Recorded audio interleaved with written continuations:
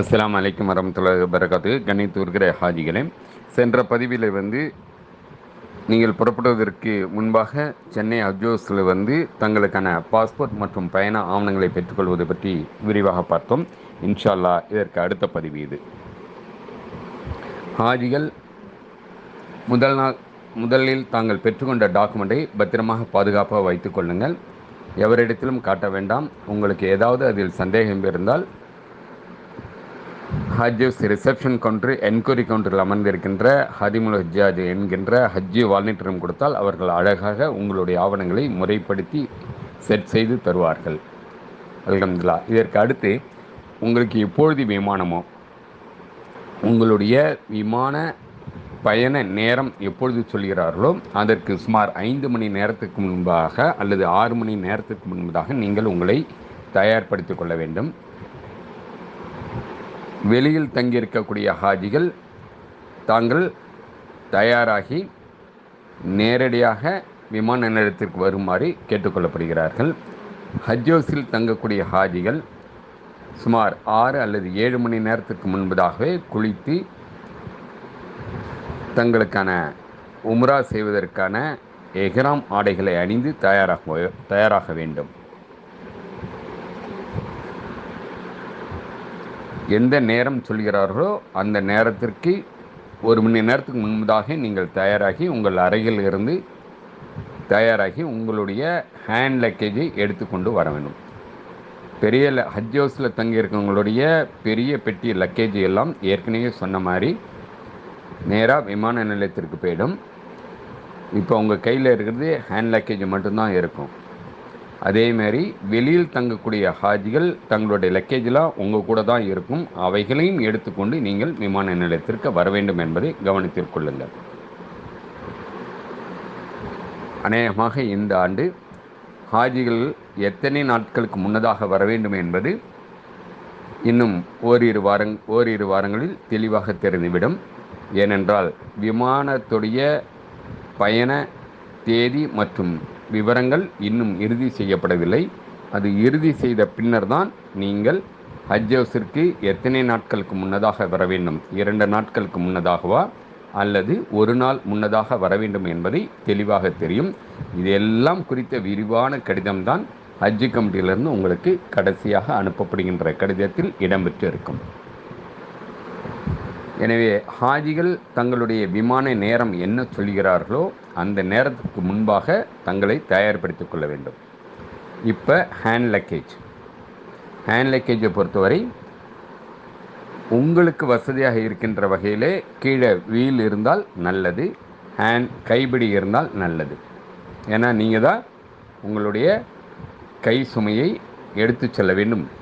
எனவே அதற்கு இலகுவானது வகையிலே வீல் மற்றும் கைப்பிடி இருந்தால் நல்லது. அல்லது உங்களுக்கு எப்படி சௌகரியமோ அப்படி நீங்கள் உங்களுடைய ஹேண்ட் லக்கேஜை கொண்டு வரலாம். இந்த ஹேண்ட் லக்கேஜ் பேர் கேபின் லக்கேஜின்னு பேர் உண்டு. ஏன் கேபின் லக்கேஜ்னால் ஆம்னி பஸ்லாம் நீங்கள் ப்ரைவேட் ஆம்னி பஸ்ஸில் நீங்கள் வரும்பொழுது பார்த்துருக்கலாம், உங்கள் சீட்டுக்கு மேலே பெட்டி வைக்கிற இடம் இருக்கும். பெட்டி வச்சு அதை மூடி வச்சுருப்பாங்க.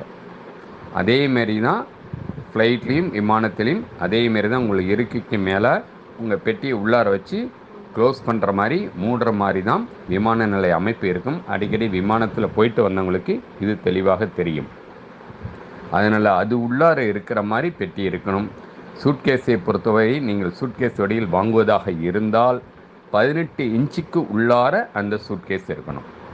18 இன்ச்சுக்கு மேலே இருந்தால் சூட்கேஸ் உள்ளார வைக்க முடியாது, உங்கள் சீட்டுக்கு மேலே வைக்க முடியாது. அதனால் 18 இன்ச்சுக்கு உள்ளார அளவுக்கு மிகாமல் இருக்க வேண்டும் என்பதை கவனத்தில் கொள்ளுங்கள். வேறு எந்த வடிவில் வேணாலும் நீங்கள் ஹேண்ட் லக்கேஜ் கொண்டு வரலாம். கண்டிப்பாக அட்டைப்பெட்டியை போட்டு நல்லா டைட்டாக பேக் பண்ணி கொண்டு வரேங்கிறது இருக்கக்கூடாது.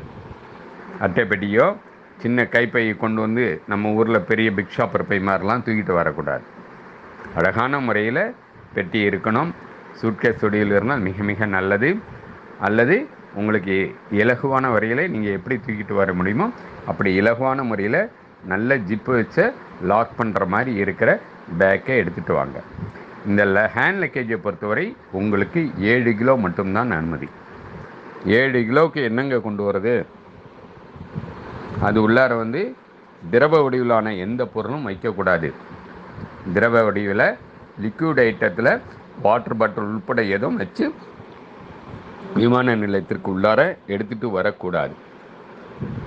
ஏற்கனவே எஹ்ராம் ட்ரெஸ்ஸு நீங்கள் போட்டுட்டு வரீங்க. எங்கே ஹஜ்ஜுக்கு கிளம்புறதுக்கு சென்னையிலேருந்து நீங்கள் கிளம்புறதுக்கு விமான நிலையத்திற்கு போகும்போது எஹ்ராம் ட்ரெஸ் போட்டுட்டு வரீங்க. அதனால் எஹ்ராம் செட்டு அப்பப்போ முகம் துடைக்கிறதுக்கு ஒளி செஞ்சிங்கன்னா துடைக்கிறதுக்கு ஒரு சின்ன டவல் வச்சுங்க. ஒரு 2 நாளைக்குள்ள மருந்து மாத்திரையை அந்த ஹேண்ட் லக்கேஜில் வச்சுங்க. அதேமாரி பாடி ஸ்ப்ரே இது மற்றபடி சென்ட் ஐட்டம், தைல ஐட்டம், இது எதுவுமே வந்து லிக்விட் வைடில் எதுலையுமே அந்த ஹேண்ட் லக்கேஜில் இருக்கக்கூடாது. ஸ்லிப்பர் ஆண்கள் வந்து எஹ்ராமுடைய இருக்கும்போது ரப்பர் ஸ்லிப்பு வி ஷேப்பில் உள்ளதான் இருக்கணும். கால் முழுசாக மூடுற மாதிரி செப்பல் இருக்கக்கூடாது. தையல் போட்ட செருப்பு இருக்கக்கூடாது. அதனால் வி பெல்ட் போட்ட வி வடிவில் போட்ட ஹவாய் செப்பல் யூஸ் பண்ணலாம். இந்த ஹவாய் செப்பல் ஏற்கனவே ஒன்று காலில் போட்டிருப்பீங்க. இன்னொரு செட்டு வந்து ஹேண்ட் லக்கேஜில் வச்சுங்க. டவல் வச்சுங்க. பிஸ்கட் ஐட்டம் கொஞ்சம் வச்சுங்க. அதுக்காக 10 டஜன் 12 டஜன் 1 டஜன் வாங்கி உள்ளார போட்டு வராதிங்க. சும்மா நீங்கள் கிட்டத்தட்ட ஒரு 6 மணி நேரம் உங்களுடைய விமான பயணமாக இருக்கலாம். அங்கே இறங்கி இங்கேருந்து கிளம்புறதுக்கு முன்னாடியே கிளம்புறீங்க.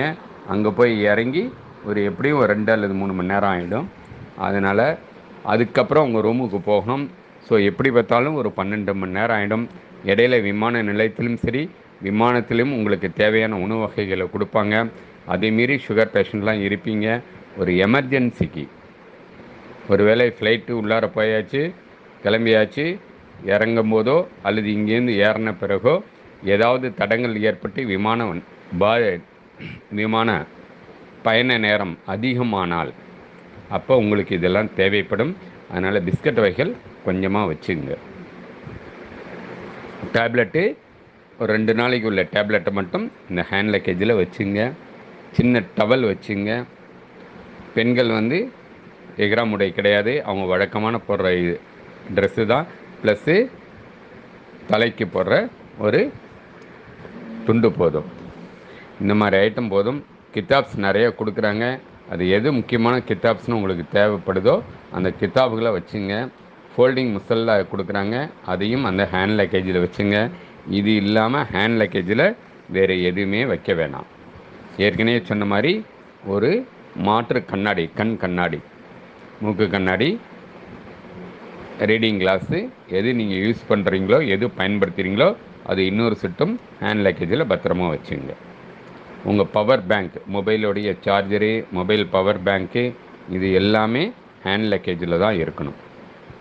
இந்த ஹேண்ட் லக்கேஜ் உள்ளார கண்டிப்பாக பெண்கள் பயன்படுத்தக்கூடிய, குறிப்பாக விமானத்தை கடத்தக்கூடிய பயங்கர ஆயுதங்கள் எதுவும் இருக்கக்கூடாது. சேஃப்டி பின்னு, பின்னூசி, சைடூசி, கிளிப்பு, ப்ளக்கரு, நெயில் கட்ரு, சின்ன சிசரு, இது எதுவுமே ஹேண்ட் லக்கேஜில் இருக்கக்கூடாது. எல்லாமே பெரிய லக்கேஜில் தான் போட்டு வைக்கணும்.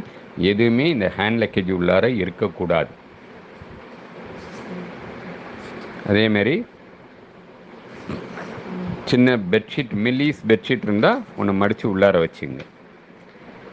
ஒருவேளை ஏர்போர்ட்டில் உங்களுக்கு லேட் ஆகிடுச்சு, ஜித்தா ஏர்போர்ட்டில் இறங்கி கிளியரன்ஸுக்கு லேட் ஆகுது. ஏன்னா கிட்டத்தட்ட 5 நிமிடங்களுக்கு நிறைய விமானங்கள் வந்து இறங்கும். இமிக்ரேஷன் கவுண்டர் எல்லாமே ரொம்ப ரொம்ப ரொம்ப பிஸியாக இருக்கும். அதில் உங்களுக்கான இமிக்ரேஷன் கவுண்டரு கொஞ்சம் முன்ன பின்ன ஆனால் அப்போ தேவைப்படும். உட்காந்து ரெஸ்ட் எடுக்கிறதுக்கு அங்கேயே டேபிள் சேர்லாம் நிறைய இருக்கும். இருந்தாலும் ஆசுவாசமாக கீழே ராகத்தாக உட்காரணுன்னு விரும்புகிறாங்க. ஒரு சின்ன மெல்லிஸாக பெட்ஷீட்டும் ஒன்றும் எடுத்து வச்சுங்க, ஹேண்ட் லக்கேஜில் வச்சுங்க. இது இல்லாமல் வேறு லக்கேஜ் எதுவுமே ஹேண்ட்பேக்கில் இருக்கக்கூடாது என்பதை கவனத்தில் வச்சுங்க. அதேமாரி குறிப்பாக சில மாவட்டத்துக்காரங்க போய் இறங்கின உடனே சாப்பிட்றதுக்கு இங்கேருந்து மட்டனு நல்லா அவிச்சு கொண்டு வரீங்க, அவிக்கறியாக கொண்டு வரீங்க. தயவுசெய்து அதை கொண்டு வராதிங்க. குறிப்பாக ஹேண்ட் லக்கேஜில் கண்டிப்பாக கொண்டு வரக்கூடாது. அது அப்படி பார்க்குறோம், ஏர்போர்ட் உள்ளார கொண்டு வந்துடுங்க, ஆனால் செக்இன் கவுண்டரில் மாட்டிக்குது. தூக்கி உங்கள் முன்னாடியே நீங்கள் பார்த்து பார்த்து ஆசையாக பொறுமையாக நேரம் வேஸ்ட் எடுத்து நீங்கள் பார்த்து பார்த்து சமைச்ச அந்த பொருள்லாம் என்ன பண்ணுறாங்க, குப்பை தொட்டியில் போட்டுடுறாங்க. அதனால் அதை கண்டிப்பாக அந்த மாதிரி பொருளை எதுவும் எடுத்துகிட்டு வராதிங்க. ஸோ ஹேண்ட் லக்கேஜை இந்த மாதிரி நல்ல முறையில் தயார் பண்ணி கொண்டு வாங்க. இதெல்லாம் முடிச்சுட்டு நேராக இப்போ விமான நிலையத்துக்கு தயாராகணும். அதுக்கு முன்னாடி ஹஜ் ஹவுஸில் தங்கக்கூடிய ஹாஜிகளுக்கு தனியாக வழி அனுப்பு துவா நடைபெறும். வழி அனுப்பு துவாவில் கலந்துங்க. அந்த டயத்தில் உங்களுக்கு விமான நிலையத்திலேருந்து நீங்கள் ஜித்தா ஏர்போர்ட்டுக்கு உள்ளார போய் அங்கேருந்து உங்கள் ரூமுக்கு போகிறது அப்போதைக்கு உள்ள அப்டேட்டை மிக தெளிவாக சொல்லிடுவாங்க. அதையும் நல்லா கேட்டுக்குங்க. இதெல்லாம் முடிச்சுட்டு அந்த பயண வழி துவா முடிச்சுட்டு உங்களுக்கு ஏற்கனவே உங்களுக்கு பஸ் டோக்கன் கொடுத்துருப்பாங்க. ஹாஜிகள் ஹஜ் ஹவுஸ்லேருந்து தங்குறவங்களுக்கு மட்டும்தான் ஸ்பெஷல் பேருந்து விமான நிலையத்திற்கு செல்வதற்கு ஏற்பாடு செஞ்சுருக்காங்க. அவங்க எல்லாருக்குமே இங்கே தங்குறவங்களுக்கு மட்டும் பஸ் டோக்கன் கொடுத்துருப்பாங்க. அந்த டோக்கன் உங்கள் குரூப்புக்கு ஒரே பஸ்ஸாக தான் இருக்கும். ஆண்களுக்கு தனியாக பெண்களுக்கு தனியாக பஸ் டோக்கன் கொடுத்துருப்பாங்க. அதையும் பத்திரமா பார்த்து வச்சுங்க. ஸோ எப்போ நீங்கள் கிளம்புறீங்களோ, எப்போ உங்களை ஒன்று சேரணும் ஹஜ் ஹவுஸில் எல்லாம் ரெடியாகி வாங்க துவா இருக்குது, நீங்கள் ஃப்ளைட்டுக்கு கிளம்பணும்னு சொல்கிறாங்களோ, அப்போ ஆண் ஹாஜிகள் எல்லாம் முதல் மாடியிலும் பெண் ஹாஜிகள் எல்லாம் 2வது மாடியிலும் அமர வேண்டும். வரும்போதே ரூமை காலி செஞ்சுட்டு சாவி அங்கே இருக்கிற பொறுப்பாளர்கிட்ட ஒப்படைச்சு நீங்கள் ஏதாவது பணம் கட்டியிருந்தீங்கன்னா அந்த பணத்தை ரீஃபண்டும் வாங்கிட்டு திரும்பியும் பெற்றுக்கொண்டு உங்கள் ரூமை காலி செஞ்சுட்டு உங்கள் லக்கேஜெல்லாம் எடுத்துகிட்டு, ஹேண்ட் லக்கேஜ் தான் கையில் இருக்குது, அந்த ஹேண்ட் லக்கேஜெல்லாம் எடுத்துகிட்டு நேராக அமருங்க. எல்லா ஹேண்ட் பேக்லேயும் உங்களுடைய கவர் நம்பர் தெளிவாக போட்டு வைங்க. எல்லாம் அமர்ந்த உடனே உங்களுக்கான பயண நடைமுறைகள் அப்போதைக்கு இருக்கிற என்ன அப்டேட்ஸ் இருக்கோ அதெல்லாம் சொல்லுவாங்க. அதெல்லாம் காது கொடுத்து கேளுங்க. முடித்த பிறகு உங்களுக்கான பயண வடிவமைப்பு துவா நடைபெறும். அந்த துவாவில் கலந்துக்கிட்டு இன்ஷா அல்லாஹ் உங்களுடைய பேருந்தில் உங்கள் பஸ்ஸு பேருந்து என்ன நம்பர் சொல்லியிருக்காங்களோ அந்த பேருந்தில் வரிசலாக போய் ஆண்களும் பெண்களும் போய் அமர வேண்டும். இப்போ உங்கள் பஸ்ஸு அந்த இடத்துல என்ன நடக்குதுன்னா, நிறைய பேர் அங்கே உள்ளார உட்காந்துட்டு முசாவா செய்கிறதுக்கு முண்டி அடிச்சுட்டு டயத்தை வேஸ்ட் பண்ணுறீங்க. நேரம் கடத்தாமல் டக்குன்னு எல்லா வேலையும் முடிச்சுட்டு உடனே நீங்கள் உங்கள் பேருந்தில் சென்று அமர வேண்டும். இப்போ பேருந்து உங்களை நேராக எங்கே கொண்டு போகும்? சென்னை விமான நிலையத்திற்கு அழைத்து செல்லப்படுவீர்கள். இஹ்ராமுடைய ட்ரெஸ்ஸில் இருக்கீங்க. இஹ்ராமுடைய உம்ராவுடைய நியத்து சொல்லலை, இன்னும் இப்போ சொல்லக்கூடாது. தல்பியா நிறைய சொல்லிட்டு வாங்க, சொல்லி தருவாங்க. தல்பியா திருப்பி சொல்லிகிட்டே வாங்க. விமான நிலையத்தில் உங்கள் விரைவினர்கள் யாரையும் அங்கே பார்க்க வேணாம், வழி அனுப்ப வேணான்னு சொல்லுங்கள். ஏன்னா விமான நிலையத்தில் பொறுத்தவரை ஹாஜிகளுக்கான பாதை தனி பாதை, ஸ்பெஷல் கேட்டு தனி கேட்டாக இருக்கும். அந்த என்ட்ரன்ஸில் தான் பஸ்ஸை நிறுத்தி ஹாஜிகள் யாரையும் கை கொடுக்கவோ இல்லை கை கொடுக்கவோ செய்யாமல் நேராக அழைச்சிட்டு உள்ளார கொண்டு போயிடுவாங்க, உள்ளார கூட்டிகிட்டு போயிடுவாங்க. அதனால் நீங்கள் யாரும் எந்த உறவினர்களையும் ஏர்போர்ட்டுக்கு வர வேணான்னு சொல்லிடுங்க. எல்லாத்தையுமே நீங்கள் புறப்புற இடத்துலையே முடித்து கொள்ள வேண்டும். இப்போ ஏர்போர்ட் உள்ளார வரும்பொழுது உங்கள் கையில் ஹேண்ட் லக்கேஜ் இருக்குது, உங்களுடைய பாஸ்போர்ட் உங்கள் கையில் இருக்குது, உங்களுடைய இ விசா உங்கள் கையில் இருக்குது. இ விசா உங்களுடைய பாஸ்போர்ட் இது ரெண்டையும் பத்திரமா கையில் வச்சுங்க. அவங்கவுங்க பாஸ்போர்ட் அவங்கவுங்களுடைய இ விசாவை தனியாக கையில் வச்சுட்டு 1 by 1 உள்ளார ஏர்போர்ட் உள்ளார இப்போ நுழைந்து வரீங்க. ஏர்போர்ட் உள்ளார வந்த உடனே ஃபஸ்ட்டு ஏற்கனவே நீங்கள் கொண்டு போன உங்கள் லக்கேஜ் அங்கே தயாராக இருக்கும். ஹஜ் ஹவுஸில் தங்காமல் மற்ற இடங்களில் தங்கக்கூடிய ஆஜிகள் உங்களுடைய அனைத்து பெட்டிகளையும், ஒரு நபருக்கு 2 பெட்டி வீதம், அந்த 2 லக்கேஜ் ப்ளஸ் ஹேண்ட் லக்கேஜ் ஒன்று கையில் இருக்குது. இது 3ஐயும் எடுத்துகிட்டு உங்கள் பாஸ்போர்ட் டிக்கெட்டோட சரியாக 5 மணி நேரத்திற்கு முன்பாக ஏர்போர்ட்டுக்கு வரணும். உங்களுக்கு ஃப்ளைட் எத்தனை மணிக்கு இருந்தாலும் அதற்கு சுமார் 5 மணி நேரத்துக்கு முன்பாக கண்டிப்பாக ஹஜ் ஹவுஸ் வரணும். ஏன்னா அங்கே தான் உங்களுக்கு உங்களுடைய லக்கேஜுக்கான தனி கியூஆர் கோடு ஸ்டிக்கர் ஒட்டுறாங்க. ஹஜ் ஹவுஸில் தங்குறவங்களுக்கு ஏற்கனவே இங்கேயே ஒட்டியிருப்பாங்க. மற்றவங்களுக்கு ஏர்போர்ட் உள்ளார வரும்போது தான் ஒட்டுறதுனால கொஞ்சம் சிரமம் பார்க்காமல் 5 மணி நேரத்துக்கு முன்னாடியே வாங்க. அங்கேயும் வந்துட்டு இன்னும் ஃப்ளைட் டைம் இருக்குது, போரிங், நாங்களாம் அடிக்கடி ஃப்ளைட்டுக்கு போகிறவங்க 2 ஹவருக்கு முன்னாடி உள்ளார போனான்னு சொல்லி மெத்தனமாக வெளியிலே நின்று உங்களுடைய உறவினர்கிட்ட கதை பேசிட்டு நிற்காதீங்க. என்ன டைம் சொல்கிறோமோ அதுக்கு முன்னாடி நேராக வந்துடுங்க. அப்போ தான் எல்லாருக்கும் கியூஆர் கோடு ஒட்டி உங்களுடைய உடைமைகளை உள்ளார கொண்டு போக முடியும். இந்த கியூஆர் கோடு ஒட்டி இந்த பெட்டியெல்லாம் உள்ளார கொண்டு போனோடனே உங்களுடைய லக்கேஜை வெயிட் பார்ப்பாங்க. ஏற்கனவே பெட்டியை ஸ்கேன் பண்ணுவாங்க. ஸ்கேன் பண்ணும்போது அந்த பெட்டி, லக்கேஜ் பெட்டி உள்ளார, பெரிய பெட்டி லக்கேஜ் பெட்டியில் எதுலேயுமே கேஸ் லைட்டர் இருக்கக்கூடாது, மேட்ச் பாக்ஸ் தீப்பெட்டி இருக்கக்கூடாது, பவர் பேங்க் இருக்கக்கூடாது. அப்படி இருந்தால் பெட்டி எல்லாத்தையும் திருப்பி திறக்க வச்சு அதெல்லாம் வெளியில் எடுக்க சொல்லுவாங்க. அதனால் அந்த பொருள் எதுவுமே இருக்கக்கூடாது. கேஸ் லைட்டர், மேட்ச் பாக்ஸ்லாம் தேவையே படாது. அங்கே எல்லாமே ஆட்டோமேட்டிக் ஸ்டவ்வு தான். அதனால் எக்காரணத்தை கொண்டும் கேஸ் லைட்டரு நீட்டு சும்மா இப்போ 1 இன்ச்சு 12 இன்ச்சு அளவுக்குலாம் கேஸ் லைட்டர் தூக்கிட்டு வராங்க. நிறைய ஏர்போர்ட் செக்கிங்கில் அதை பார்த்து எடுத்து வெளில போட்டுடுறோம். அதனால் கேஸ் லைட்டர், மேட்ச் பாக்ஸ்லாம் அது உள்ளார இருக்கக்கூடாது. பவர் பேங்க் முக்கியமாக பெரிய பெட்டியில் இருக்கக்கூடாது, ஹேண்ட் லக்கேஜில் தான் இருக்கணும். ஹேண்ட் லக்கேஜில் மேட்ச் பாக்ஸ் லைட்டரும் வைக்கக்கூடாது. இது ரெண்டும் கண்டிப்பாக பேண்டட் ஐட்டம் எடுத்துகிட்டு போகிறதுக்கு ஃப்ளைட்டில். அதனால் இதெல்லாம் இல்லாமல் நேராக உள்ளாரவாங்க. உங்கள் லக்கேஜ் ஃபஸ்ட்டு ஸ்கேன் பண்ணுவாங்க. ஸ்கேன் பண்ணி முடிச்சுட்டு எடை போடுவாங்க. எடை போடும்போது கரெக்டாக உங்கள் ஒவ்வொருத்தருக்கும் என்ன வெயிட் சொல்லியிருக்கோம், 20 40 கிலோ 2 பெட்டி சரியாக இருக்கான்னு பார்த்துட்டு உங்களுக்கு போர்டிங் பாஸ் கையில் ஏற்கனவே கொடுத்துருப்பாங்க. அந்த போர்டிங் பாஸில் சீல் போட்டு கையில் உள்ளார அனுப்புவாங்க. இப்போ அப்படி எல்லாம் உங்கள் குரூப் எல்லா இடத்துலையுமே உங்கள் கவர் சம்மந்தப்பட்டவங்க எல்லாமே 1 by 1 ஒன்றா தான் உள்ளார வரணும். இதை முடிச்சுட்டு நேராக வாங்க இமிக்ரேஷன் கவுண்டருக்கு. இமிக்ரேஷன் கவுண்டரில் வரும்போது உங்கள் பாஸ்போர்ட்டையும் உங்களுடைய போர்டிங் பாஸும் விசா 3த்தையும் கையில் வச்சுங்க. போர்டிங் பாஸ் இது இமிக்ரேஷன் கவுண்டரில் அந்த கவுண்டரு எல்லாருக்கும் பொதுவான கவுண்டரு. சென்னை விமான நிலையத்தில் ஒரு நாளைக்கு நீங்கள் வர்ற டயத்துக்கு கிட்டத்தட்ட ஒரே டயத்தில் ஒரு 5-6 விமானங்கள் புறப்பட இருக்கும். அதனால் எல்லா விமான பயணிகளுக்குமான அந்த இமிக்ரேஷன் கவுண்டரில் கொஞ்சம் பொறுமையாக இருக்கணும். இருந்தாலும் ஹாஜிகளுக்கு தனியாக ஒரு 2 அல்லது 3 அல்லது 4 கவுண்டர் தனியாக அலாட் பண்ணி வச்சுருப்பாங்க, ஒதுக்கீடு செஞ்சுருப்பாங்க. அந்த கவுண்டரில் எவ்வளோ சீக்கிரம் நம்ம வேலையை முடிக்கணுமோ முடிச்சிடணும். அப்போ தான் மற்ற ஃப்ளைட்டுக்கு போகிறாங்க பயணிகள்லாம் இந்த கவுண்டரையும் யூஸ் பண்ண முடியும். இங்கே என்ன பண்ணுறீங்க, நமக்கு தான் தனி கவுண்டர் ஓப்பன் பண்ணிட்டாங்களே, நமக்கு தான் 5 பேர் உட்காந்துருக்காங்களே, நம்ம பொறுமையாக போய் நின்று பார்த்துட்டு போகலான்னு அங்கே நின்று கதை பேசிகிட்டு இருக்கீங்க. 2வது பல பேர் என்ன பண்ணுறீங்க, உங்களுடைய விசாவை ஒரு குரூப்பில் 4 பேர் இருந்தீங்கன்னா 4 பேருடைய விசாவும் மாறி மாறி வச்சிட்றீங்க. எப்படி நாள் கொடுக்குறோமோ, பாஸ்போர்ட் கொடுக்கும்போது விசா எப்படி வச்சு கொடுக்குறோமோ அதேமாரி வச்ச மாதிரி பத்திரமா கொண்டு வாங்க. மாற்றி அடித்து வச்சு இவங்களத தூக்கி அவங்களத வச்சுறீங்க, அவங்களத தூக்கி இவங்கள வச்சுறீங்க.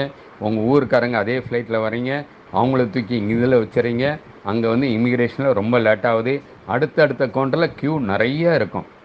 அவங்களாம் என்னை பாய்மார்களுக்கு மட்டும் தனியாக கவுண்டர் போட்டிருக்காங்க, நம்மளையும் அங்கே போனால் டக்குன்னு எங்களுக்கு ஃப்ளைட்டு டைம் ஆகுது, இந்த மாதிரி லேட் பண்ணுறாங்கன்னு சண்டையே வருது.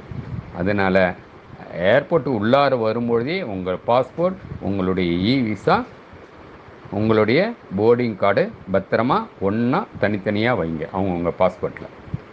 2வது இமிக்ரேஷன் கண்ட்ரோலில் வரும்பொழுது உங்கள் பாஸ்போர்ட்லாம் ஸ்கேன் பண்ணி பார்த்துட்டு உங்களுடைய கண்ணின் கருவடியை ஃபோட்டோ எடுப்பாங்க, ஆதார் கார்டுக்கு எடுக்கிற மாதிரி. அப்போ என்ன நிறைய பேர் தப்பு பண்ணுறீங்க, குறிப்பாக பெண்காட்சிகளாம் ரொம்ப டைட்டாக அந்த ஸ்கார்ட் போட்டு வரீங்க, மக்னா போட்டு நல்லா கழுத்து டைட் பண்ணி கண்ணெல்லாம் லைட்டாக திறக்கிற மாதிரி தான் வச்சு கொண்டு வரீங்க. இது அந்த இடத்துல உங்கள் கண்ணை ஸ்கேன் பண்ணுறதுக்கு கஷ்டமாக இருக்கனால கண்ணை நல்லா, முகத்தை நல்லா காட்ட சொல்லுவாங்க ஃபோட்டோ எடுக்கிறதுக்கு. அப்போ உட்காந்துட்டு நீங்கள் அவசரமாக எடுக்கிறீங்க. சில பேர் அது அப்படி என்ன சொல்கிறது, தலையிலேருந்து அப்படி மாற்ற மாதிரி கொண்டு வரீங்க.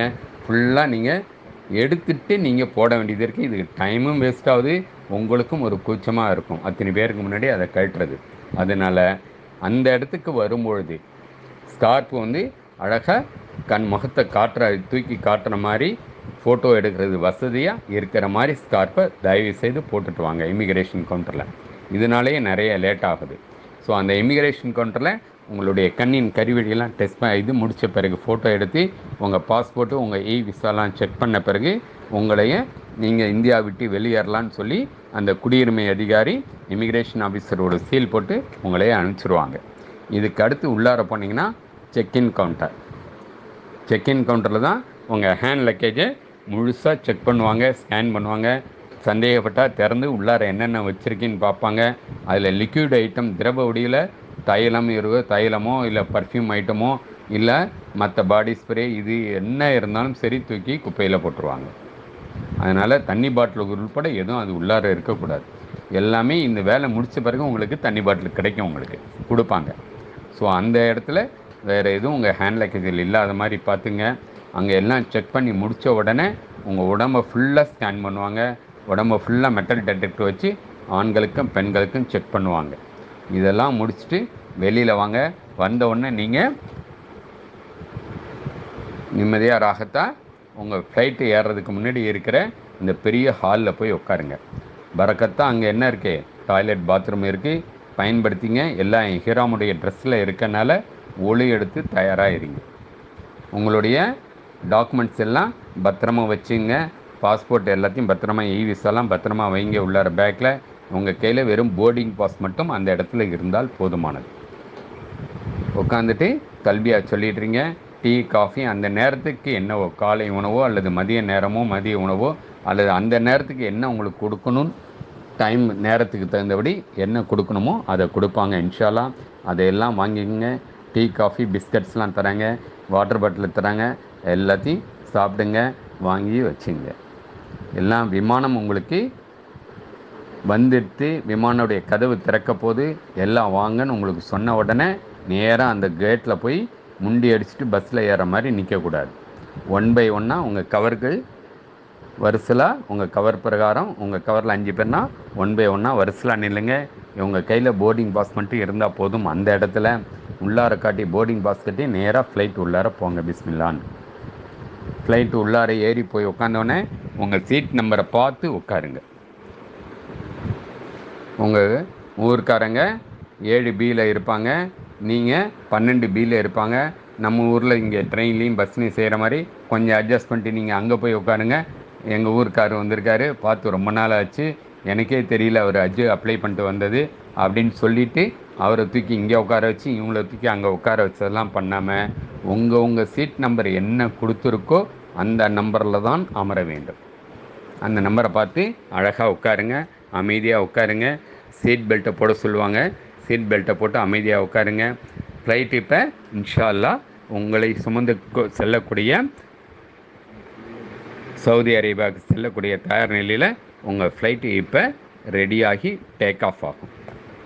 டேக் ஆஃப் ஆகி ஒரு குறிப்பிட்ட நேரம் கழித்து சீட் பெல்ட்டை கழட்ட சொல்லும்போது கழட்டுங்க. அது வரைக்கும் கழட்டக்கூடாது. ஃப்ளைட்டில் அமைதியாக உட்காருங்க, தல்பியா சொல்லிட்டுருங்க. விமானம் புறப்பட்டு போயிட்டு இருக்கும்போதே இன்ஷால்லா 1 மணி நேரத்துக்கு உள்ளார 1 மணி நேரம் முடிஞ்சதுக்கு முன்னாடி கரெக்டாக உங்கள் ஃப்ளைட்டில் அமீர்னு ஒருத்தரை இதுக்கு உம்ராவுடைய நியத்து சொல்கிறதுக்குன்னு ஒரு ஆளை நியமனம் செஞ்சுருப்பாங்க. அவர் யாருங்கிறத உங்களுக்கு நீங்கள் கிளம்புறதுக்கு முன்னாடி அஜ்ஜோஸில் நடக்கிற பயண வழியனுப்பு துவாகும் போது உங்களே அறிமுகப்படுத்தி வச்சுருப்பாங்க. அவர் ஏஞ்சி மைக்கில் உம்ராவுடைய நியத் சொல்லுவார். அப்போ தான் உம்ராவுடைய நியத்தை நீங்கள் சொல்லணும். சொல்லி முடிச்சுட்டு உங்களுக்கான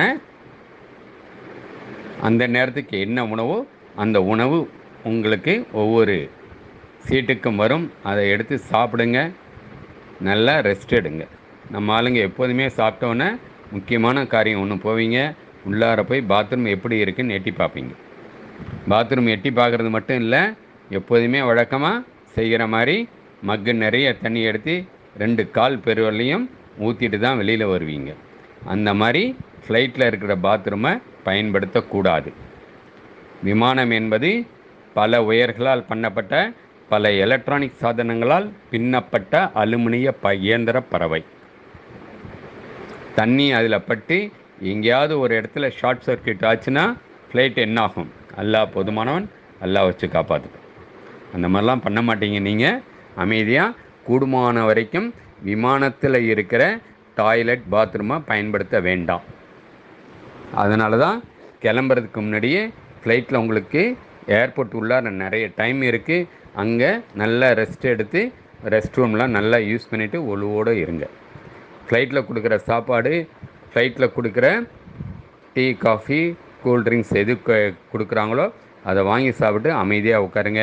அதேமாரி தொழுகை நேரம் வந்தால் உடனே வக்கத்து டைம் போயிட போகுதுன்னு சொல்லிட்டு ஃப்ளைட்டில் உட்காடுறோம், இதில் ட்ரெயினில் பண்ணுற மாதிரி உட்காந்துட்டு காலை மடித்து போட்டு தொழுகிறதோ, உடனே சப்பு கட்டி நிற்கின்னு தொழுகிறதோ கூடாது. உங்கள் சீட்டில் எப்படி உட்காந்துருக்கீங்களோ அதே விதத்தில் தான் உட்காந்து நீங்கள் தொழுகணும் என்பதை ஞாபகம் வச்சுங்க. குறுக்க நடுக்க நடக்கிறது, இங்கேருந்து அந்த லாஸ்ட்டில் போய் யார் யார் வந்திருக்காங்கன்னு போய் பார்க்குறது, அங்கேருந்து இங்கே வந்து இவங்கள்ட்ட நின்று கதை பேசுகிறதுலாம் நடந்துட்டு போயிட்டு வந்துட்டு இருக்கக்கூடாது. ஃப்ளைட்டில் ஏறி உட்காந்திங்கன்னா எப்படி உட்காந்துருக்கீங்களோ அதேமாரி அமைதியாக உட்காருங்க. தல்பியாக சொல்லுங்கள். உம்ராவுடைய நியத்து சொல்லி முடித்தோன்னே தல்பியாக நிறைய சொல்லுங்கள். சுபானல்லாஹ், நல்ல தூக்கம் வரும். நல்லா தூங்கி எழுந்துருங்க. அப்படி தூங்கும்போது கொடுக்குற பெட்ஷீட்டை வச்சோ இல்லை தலையில் மூடியோ என்ன பண்ணுறது, முகத்தை முழுசாக மூடி தலையில் துணி போட்டு தூங்கக்கூடாது. ஏன்னா உம்ராவுடைய நியத்து வச்சாச்சு, உம்ராவுடைய அமல்கள் நடைமுறைக்கு வந்துருச்சு. தலையை முழுசாக மூடக்கூடாது. எல்லாமே உங்கள் ஆலிம்கள் சொல்லியிருப்பாங்க. இன்ஷா அல்லாஹ் ஏற்கனவே நம்முடைய ஆலிம் பெருந்தகை அவர்கள் சிறப்பான முறையில் இந்தக்கான உம்ராவுடைய விளக்கங்கள்லாம், உம்ராவுடைய கடமைகள், உம்ராவுடைய வழிகாட்டுதல் நெறிமுறைலாம் தெளிவாக சொல்லியிருக்காங்க. அதையும் இன்னொரு தடவை கேட்டுங்க. ஸோ அதனால் நல்லா தூங்கி எழுந்திரிங்க முடிந்த வரைக்கும். கிட்டத்தட்ட உங்களுடைய பயணம் சென்னையிலேருந்து ஜித்தாவுக்கு 5.5 மணி நேரம். அமைதியாக நல்லா தூங்கி எழுந்திரிங்க. இன்ஷா அல்லாஹ் தூங்கி எழுந்த பிறகு 5.5 மணி நேரத்தில் இப்போ விமானம் எங்கே வரும்? நேராக ஜித்தா ஏர்போர்ட்டுக்கு வந்து இறங்கும். வந்து இறங்கின உடனே நீங்கள் என்ன செய்யணும்? அடுத்த பதிவில் சந்திப்போம். வஸ்ஸலாம்.